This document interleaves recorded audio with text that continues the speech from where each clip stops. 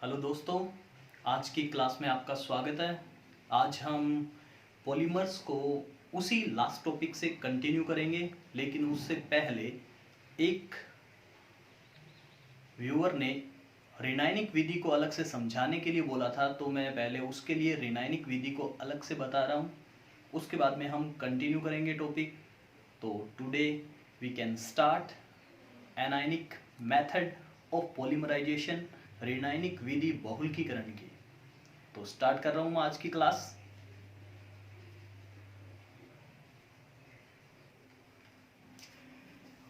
सबसे पहले बात करते हैं कि रेनाइनिक विधि को बोलते क्या है। रेनाइनिक विधि धनायनिक विधि की बिल्कुल अपोजिट है। धनायनिक विधि को अपने अम्ल उत्प्रेरित बहुलकीकरण बोलते हैं, तो रेनाइनिक विधि को हम बोलते हैं क्षार उत्प्रेरित बहुलकीकरण। यानी कि इसके अंदर अभिक्रिया को स्टार्ट करने के लिए हम कोई भी क्षार काम में लेते हैं। क्षार उत्प्रेरित बहुलकीकरण भी इसको बोला जाता है। इसके अंदर हम काम में लेते हैं कोई भी क्षार, या फिर कह सकते हैं कोई भी लुईस क्षार। ये इस क्रियाविधि के अंदर अपने काम में लेते हैं। इस क्रियाविधि के भी 3 स्टेप हैं, जिनके अंदर सबसे पहले स्टेप की हम बात करते हैं, जिसको अपने बोलते हैं श्रृंखला प्रारंभिक पद।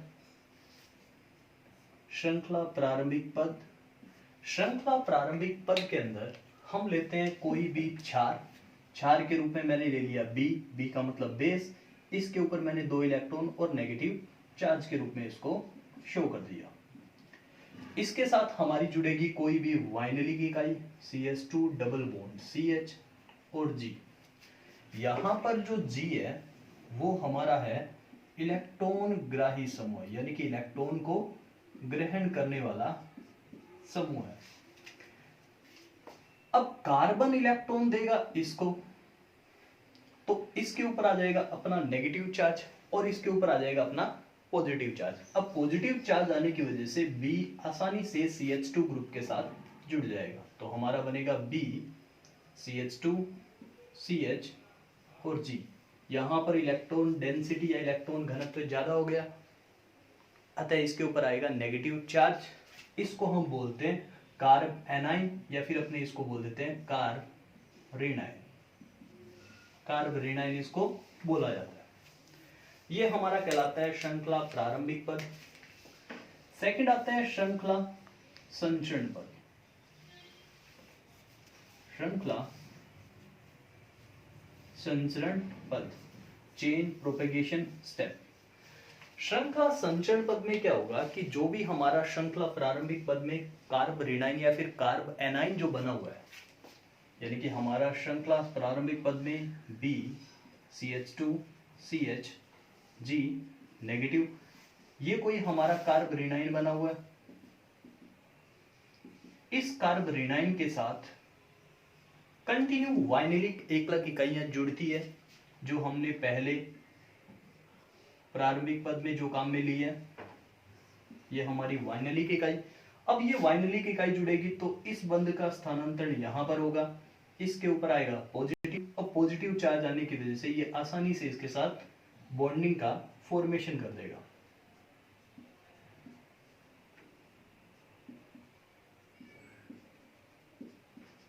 और इसके ऊपर नेगेटिव चार्ज, यानी कि श्रृंखला संचरण पद में एकलक इकाइयां इसी क्रम के अंदर बार बार जुड़ती जाएगी। अतः मैं इसके अंदर बार बार इकाइयों को ना जोड़कर इसको डायरेक्ट ही मैं n के रूप में शो कर रहा हूं। अब n के रूप में शो करने पर मैंने इसके बीच वाले समूह को n के रूप में शो कर दिया, क्योंकि एकलक इकाइयां बार बार कंटिन्यू जुड़ेगी। तीसरा जो स्टेप आता है उसे हम बोलते हैं, तीसरा जो स्टेप आता है उसको हम बोलते हैं श्रृंखला समापन पद।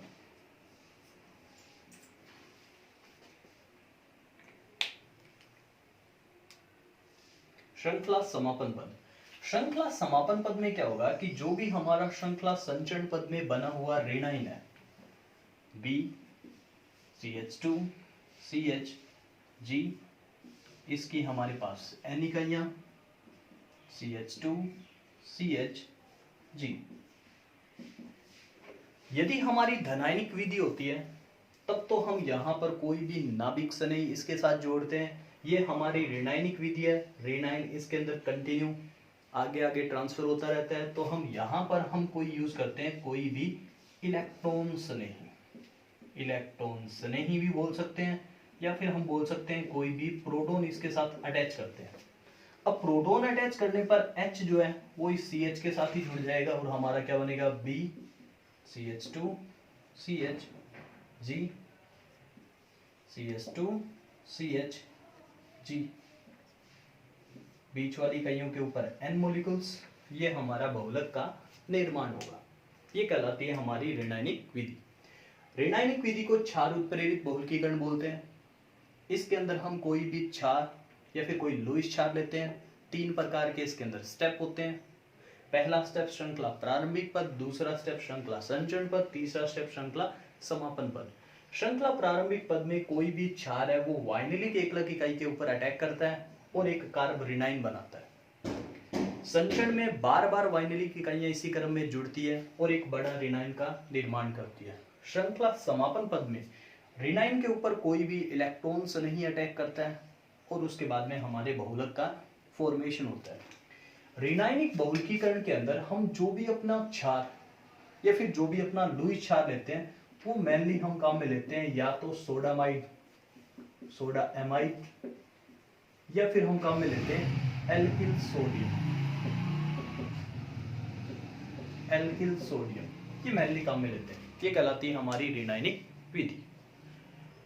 बहुलकीकरण की क्रियाविधि की बात कर रहे थे। बहुलकीकरण की क्रियाविधि 2 प्रकार की थी, योगात्मक, दूसरी संघनन। यहाँ पर हमारी योगात्मक बहुलकीकरण की क्रियाविधि कंप्लीट हो चुकी है, जो 2 प्रकार की थी, मुक्त मूलक और दूसरी आयनिक। आयनिक फिर 2 भागों में डिवाइड करते हैं, धनायनिक और दूसरी ऋणायनिक। नेक्स्ट हम बात करते हैं संघनन बहुलकीकरण की क्रियाविधि। ये क्रियाविधि बिल्कुल इजी है। नेक्स्ट टॉपिक की हम बात करते हैं संघनन बहुलकीकरण की क्रियाविधि। संघनन बहुलकीकरण की क्रियाविधि के अंदर हम पहले ही बात कर चुके हैं कि जब 2 एकलक इकाइयां आपस में जुड़ती है तो कोई न कोई अणु का विलोपन होता है या फिर वो अणु बाहर निकलता है। तो संघनन बहुलकीकरण के अंदर हम पहले एक एग्जाम्पल पढ़ चुके हैं जिसको हम बोलते हैं नाइलॉन 66। नाइलॉन 66 के बारे में मैं पहले बता चुका हूं कि इसका निर्माण 2 प्रकार की एकलक इकाइयों के द्वारा होता है। पहली इकाई होती है हमारी हेक्सा मैथिलीन डाइएमीन, हेक्सामेथिलीन डाइएमीन, और दूसरी इकाई होती है हमारी एडीपी कमल। हेक्सामेथिलीन डाइएमीन के अंदर 2 तो एमीन ग्रुप है, एमीन ग्रुप का मतलब NH2, और दूसरा भी हमारा NH2, और दोनों एमीन ग्रुप के बीच में 6 कार्बन की एक श्रृंखला जुड़ी रहती है जिसको हम रिप्रेजेंट करते हैं CH2 6 के रूप में। इसको हम बोलते हैं हेक्सामेथिलीन डाइएमीन। NH2 को मैं थोड़ा सा इजी करने के लिए इस रूप में लिख रहा हूं। दूसरी इकाई हमारी एडीपी कमल की। एडीपी कमल के अंदर कार्बोक्सिलिक समूह होता है, C double bond O O H, और इधर भी C double bond O O H, और बीच में जुड़े होते हैं 4 कार्बन की एक श्रृंखला। इसको हम बोलते हैं एडिपिक अम्ल। बहुलकीकरण की क्रियाविधि को पढ़ने के लिए हम क्या करते हैं, दोनों के शुरुआत के अंदर सिर्फ और सिर्फ एक एक अणु ही काम में लेते हैं। अब जब दोनों की एक एक इकाइयां काम में लेंगे, मान लो मैंने इसको A मान लिया, इसको मैंने B मान लिया, तो जब 2 इकाइयां इनके आपस में जुड़ेगी तो इनमें से क्या होगा कि जल के अणु का निष्कासन हो जाएगा, और जल का अणु कितना निकलेगा, हमारा सिर्फ और सिर्फ एक जल का अणु बाहर निकल जाएगा। एक जल का अणु हमारा बाहर निकल गया, दोनों इकाइयां आपस में जुड़ जाएगी, NH2 CH2 6 NH C double bond O CH2 4 C double bond O O H। ये हमारा कॉम्प्लेक्स बनेगा जिसके अंदर दोनों एकलक इकाइयां NHCO बंध के द्वारा जुड़ती है, जिसके बारे में हम पहले ही बात कर चुके थे, जिसको हम बोलते हैं पेप्टाइड बॉन्ड, पेप्टाइड बंध बोलते हैं। इसके बारे में हम पहले ही बात कर चुके हैं। अब बहुलकीकरण की क्रियाविधि पढ़ रहे हैं, तो इसके अंदर हम क्या करेंगे, दोनों की एक एक इकाइयों के द्वारा बहुलक का निर्माण कभी भी नहीं होगा। अतः हम क्या करते हैं कि मान लो इसको मैंने ए माना है, इसको मैंने बी इकाई माना है, तो जब दोनों का कॉम्प्लेक्स बनेगा तो लास्ट इकाई हमारी बी की है, तो नई जो इकाई जुड़ेगी वो किसकी जुड़ेगी, ए की जुड़ेगी। ए कौन सा है, हेक्सामेथिलीन डाइएमीन, यानी कि जुड़ेगी किस क्रम के अंदर, पहली इकाई ए, फिर बी, फिर ए, फिर बी, फिर ए, फिर बी, यानी कि पहली हेक्सामेथिलीन डाइएमीन, फिर एडिपिक एसिड, जल का अणु निकलेगा, फिर दोबारा हेक्सामेथिलीन डाइ। अब दोनों की एक एक इकाइयां जुड़ती है तो हमारा ये कॉम्प्लेक्स बनता है। अब ये कॉम्प्लेक्स फिर आगे रिएक्ट करेगा एक नई एकलक इकाई के द्वारा। लास्ट इकाई अपनी एडीपी कमल की थी, तो अभी इसके साथ कौन सी जुड़ेगी, हेक्सामेथिलीन डाइएमीन की एकलक इकाई। तो हेक्सामेथिलीन का मतलब NH2 CH2 6 और NH2, ये इकाई हमारी इसके साथ ऐड होगी। अब यदि हम बार बार एकलक इकाइयों को बार बार इसी क्रम के अंदर जोड़ते गए तो हमारे बहुलक का निर्माण तो कभी होगा नहीं। अतः मैं क्या कर रहा हूं कि इन इकाइयों को डायरेक्टली n के रूप में मानकर हम इसको एक शॉर्ट फॉर्म के रूप में लिख रहा हूं। जैसे हमेशा एमीन में से H बाहर निकलता है, तो यहां पर हमारा बच गया NH, एक संयोजकता वैकेंट। अतः बार बार हमारी एकलक इकाइयां इसी क्रम में जुड़ती रहेगी, तो मैं इनको बार बार न जोड़कर एक ही फॉर्म के अंदर शॉर्ट में बता रहा हूं कि NH2 ग्रुप में से हमेशा H बाहर निकलता है, एक संयोजकता वैकेंट रहेगी, इसको मैंने ब्रैकेट के अंदर बंद कर दिया। बीच में क्या है, उसके बाद में CH2 के मॉलिक्यूल 6, फिर NH C double bond O CH2 4, और CH में से हमेशा अपना OH अणु बाहर निकलता है, तो यहाँ पर लिख दिया मैंने C डबल बॉन्ड O, इसकी भी एक संयोजकता वैकेंट। इसको मैंने डायरेक्ट N के रूप में, इसको हम बोलेंगे नाइलॉन 6, ये कहलाता है अपना संघनन बहुलक। और ये पूरा का पूरा प्रोसीजर है जो नाइलॉन 6 को बनाता है, उसको हम बोलते हैं संघनन बहुलकीकरण। इस बहुलक के अंदर दोनों तरफ 6 कार्बन होते हैं, जो मैं पहले से ही बता चुका हूं, इसी वजह से हम इसको डबल 6 बोलते हैं।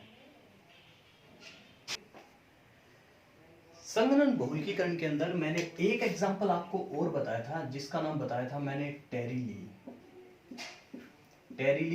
या फिर इसको हम बोलते हैं डेक्रोन, या फिर इसको हम बोलते हैं PET, पॉलीएथिलीन टरथैलेट। ये एग्जांपल एक बार आप खुद करके देखो घर पे, इसी तरीके से होगा, क्योंकि संघनन बहुलकीकरण का ये एग्जांपल है।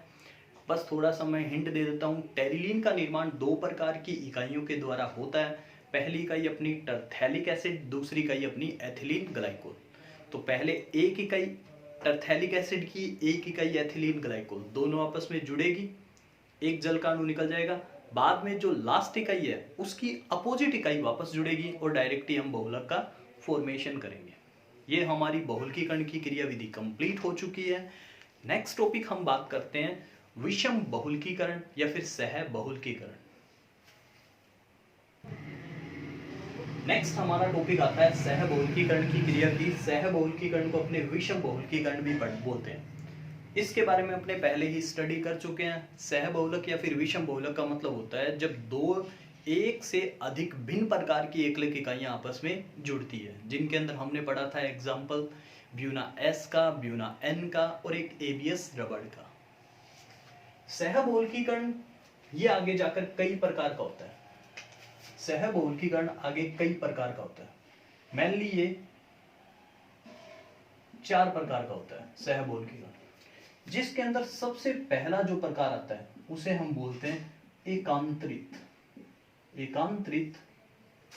सह बहुलकीकरण।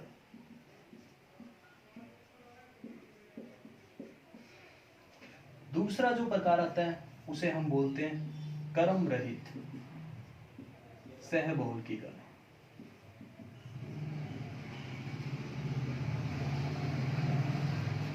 तीसरा जो प्रकार आता है उसे हम बोलते हैं खंड सह बहुलकीकरण। और चौथा जो प्रकार आता है उसे हम बोलते हैं कलम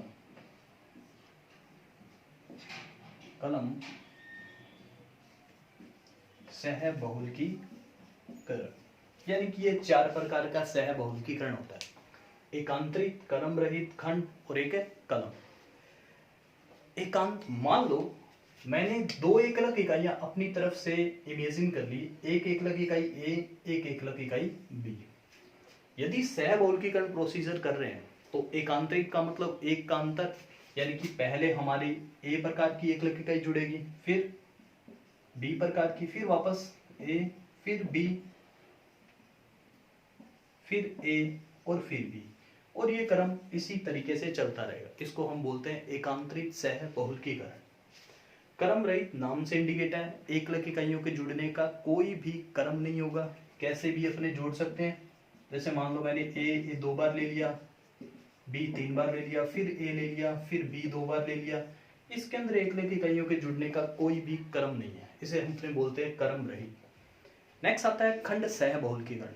खंड सहबहुलकीकरण के अंदर क्या होता है, पहले एक ही प्रकार की एकलक इकाइयां हैं वो अपना एक खंड या फिर एक ग्रुप बनाएगी, फिर दूसरे प्रकार की एकलक इकाइयां उतनी ही संख्या में अपना खंड बनाएगी, फिर वापस पहले प्रकार की एकलक इकाइयां, और ये क्रम इसी प्रकार से चलता रहेगा। लास्ट आता है कलम सहबहुलकीकरण। कलम सहबहुलकीकरण में क्या होता है, पहले एक ही प्रकार की एकलक इकाइयां एक सीधी श्रृंखला में जुड़ेगी और उसकी शाखाओं में दूसरे प्रकार की एकलक इकाइयां कलम के रूप में जुड़ती है। ये कहलाता है अपना सहबहुलकीकरण। यानी कि बहुलक जब जुड़ते हैं, 2 या 2 से अधिक प्रकार के बहुलक, अलग अलग प्रकार के बहुलक जब आपस में जुड़ते हैं तो उनके जुड़ने का 4 प्रकार का तरीका हो सकता है। पहला एकांतरित, एक को छोड़कर, मान लो पहला ए है, फिर बी है, फिर ए है, फिर बी, फिर ए, फिर बी। क्रम रहित, इसमें एकलक इकाइयों के जुड़ने का कोई भी क्रम नहीं होगा।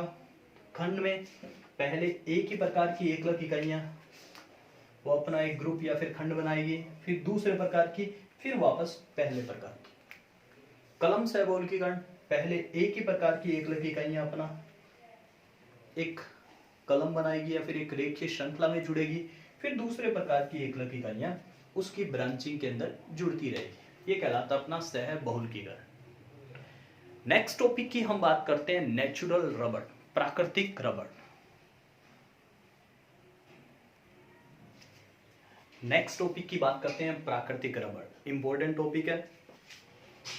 प्राकृतिक रबड़ जो है, रबड़ का एक पेड़ होता है जिसका नाम होता है हेविया ब्रेसिलियंसिस। हेविया ब्रेसिलियंसिस, हेविया ब्रेसिलियंसिस से प्राकृतिक रबड़ हमें प्राप्त होता है। तो सबसे पहला क्वेश्चन तो इसका यही बनता है कि नेचुरल रबड़ या फिर प्राकृतिक रबड़ हमें मिलता कौन से पेड़ से है। प्राकृतिक रबड़ का एक विशेष प्रकार का पेड़ होता है जिसका नाम होता है हेविया ब्रेसिलियंसिस। हेविया ब्रेसिलियंसिस का जो तना होता है उससे ये हमें मिलता है।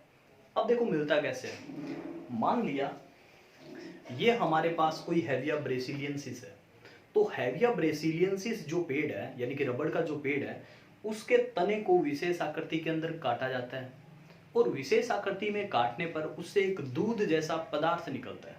यानी कि मैं बात कर रहा हूं कि कोई रबड़ का पेड़ है, उस रबड़ के पेड़ का जो तना है उसको हम काटते हैं, काटने पर वहां से हमें एक दूध जैसा पदार्थ निकलता है। इस दूध जैसे पदार्थ को हम बोलते हैं लेटेक्स, लेटेक्स, या फिर हम इसको बोलते हैं छील। यानी कि हेविया ब्रेसिलियंसिस के तने को विशेष आकृति में काटा जाता है, काटने पर एक दूध जैसा व्हाइट कलर का एक सब्सटेंस लिक्विड के रूप में निकलता रहता है जिसको हम बोलते हैं लेटेक्स अथवा छील। ये क्या होता है, रबड़ के पेड़ के नीचे छोटे छोटे कप लगे रहते हैं, उनके अंदर ये इकट्ठा होता रहता है। ये जो लेटेक्स या छील होता है ये हमारा रबड़ का कोलाइडी विलेन होता है, रबड़ का कोलाइडी विलेन होता है। अब यहां पर हमारे लिए एक नया वर्ड आया है, कोलाइडी विलेन। विलेन मेनली 3 प्रकार के होते हैं, यानी कि कोई भी विलेन जो है वो हमारे मेनली 3 प्रकार के होते हैं। ये हमारा एक चैप्टर आएगा सरफेस केमिस्ट्री, पृष्ठीय रसायन। कोई भी विलेन 2-3 प्रकार के होते हैं और ये विलेन उनके कणों के आकार के आधार पर है। पहले प्रकार के जो विलेन होते हैं उन्हें हम बोलते हैं वास्तविक विलेन, दूसरे प्रकार के जो होते हैं उन्हें हम बोलते हैं कोलाइडियल विलेन, और तीसरे प्रकार के होते हैं उन्हें हम बोलते हैं निलंबन, यानी कि ट्रू सॉल्यूशन, कोलाइडियल सॉल्यूशन, और थर्ड होते हैं सस्पेंशन। वास्तविक विलयन जो होते हैं उनके कणों का जो आकार होता है वो 1 नैनोमीटर से कम होता है। अब 1 नैनोमीटर से कम होने की वजह से ना तो हम इनको सामान्य आंखों से देख सकते हैं और ना ही ये माइक्रोस्कोप से दिखते हैं। दूसरा आता है कोलाइडियल विलयन। कोलाइडियल विलयन जो होते हैं उनके कणों का आकार 1 नैनोमीटर से 100 नैनोमीटर के बीच में होता है। अतः इनको हम सामान्य आंख से तो नहीं देख सकते, लेकिन माइक्रोस्कोप से आसानी से देख सकते हैं। तीसरे प्रकार के होते हैं निलंबन। निलंबन के कणों का आकार जो है वो 100 नैनोमीटर से ज्यादा होता है, यानी कि इनको अपने सामान्य आंख से भी देख सकते हैं। जब सामान्य आंख से दिख जाएंगे तो माइक्रोस्कोप से तो आसानी से दिख जाते हैं। यानी कि विलयन हमारे 3 प्रकार के होते हैं। ये तो है पुराने मेथड के अकॉर्डिंग। नए मेथड के अकॉर्डिंग कोलाइडियल विलयन के अंदर कुछ एक बुक्स इसको 1000 नैनोमीटर तक भी लिखती है, यानी कि 1 नैनोमीटर से लेकर 1000 नैनोमीटर तक, और 1000 से ऊपर वाले सारे के सारे निलंबन। निलंबन के कणों का आकार बहुत बड़ा होता है, इस वजह से उनके ऊपर गुरुत्वाकर्षण बल लगता है, जिसकी वजह से वो हमेशा पहनने में होते हैं। अब हम अपने टॉपिक को कंटिन्यू करते हैं।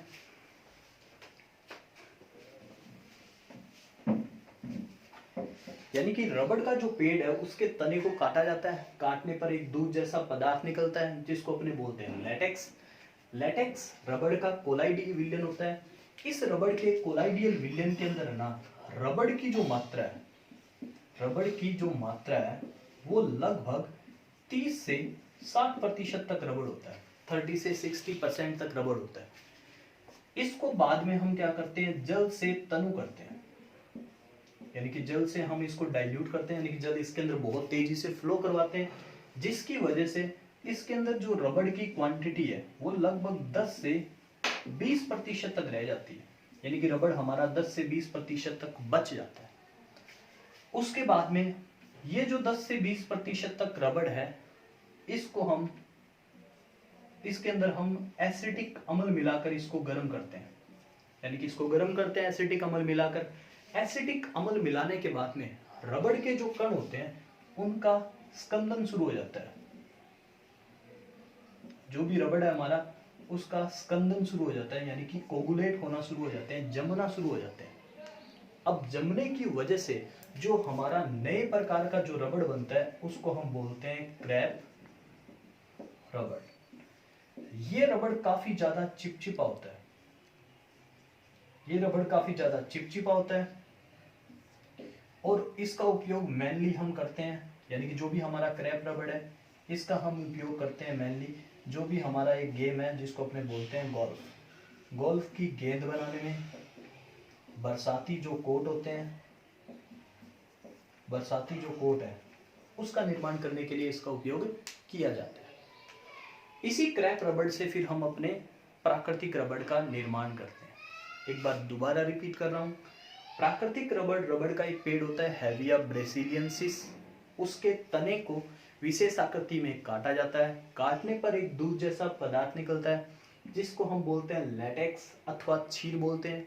ये क्षीर एकदम दूध के जैसा ही होता है, जो रबड़ का कोलाइडियल विलयन होता है, जिसके अंदर रबड़ की मात्रा लगभग 30 से 60% तक होती है।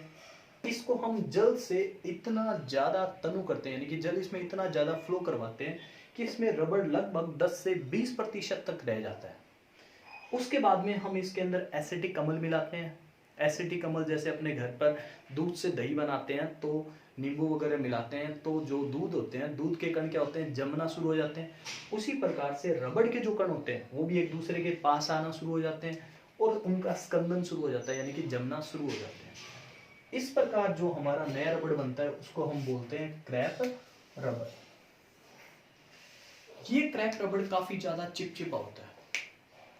इसी से बाद में हमारा नेचुरल रबड़ बनता है।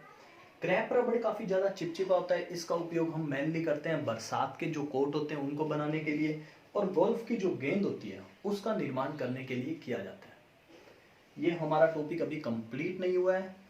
नेक्स्ट इसके अंदर हम बात करेंगे प्राकृतिक रबड़ का रासायनिक संगठन यानी कि इसका केमिकल फॉर्मूला क्या होता है। जल से जब अपने इसको तनु करते हैं तो रबड़ की मात्रा इसमें 10 से 20% रह जाती है। जैसे अपने घर पे क्या करते हैं, कई बार दूध से पनीर बनाते हैं या फिर दूध से दही का जब निर्माण करते हैं, मान लो अपने दूध से दही का निर्माण करते हैं तो गर्म दूध के अंदर अपने थोड़ा सा दही की क्वांटिटी मिलाते हैं। मिलाने के बाद में नेक्स्ट डे एक मैजिक होता है कि दूध के कण जो पूरी लिक्विड फेज के अंदर होते हैं वो धीरे धीरे जमना शुरू हो जाते हैं और दही का निर्माण होता है। उसी प्रकार से गर्म दूध के अंदर यदि अपने नींबू वगैरह मिलाते हैं तो दूध फट जाता है। फटने की वजह से क्या होता है कि दूध के कण फिर सॉलिड फेज में आ जाते हैं, ठोस अवस्था में आ जाते हैं और एक दूसरे के साथ जमना शुरू हो जाते हैं, जिसे अपने पनीर बोलते हैं। बस वही तरीका है। आज की क्लास में हम यहाँ तक ही पढ़ेंगे। नेक्स्ट क्लास के अंदर हम प्राकृतिक रबड़ का रासायनिक संगठन की बात करेंगे और प्राकृतिक रबड़ के रासायनिक संगठन के बाद में प्राकृतिक रबड़ कितने प्रकार के होते हैं, किस तरीके से बनाए जाते हैं, रबड़ का वल्कनीकरण कैसे होता है, यानी कि एक अच्छी क्वालिटी का रबड़ हमें बनाना है तो वो कैसे बनेगा, उन सभी की अपने बात करेंगे। आज की क्लास में इतना ही। जय हिंद, जय भारत।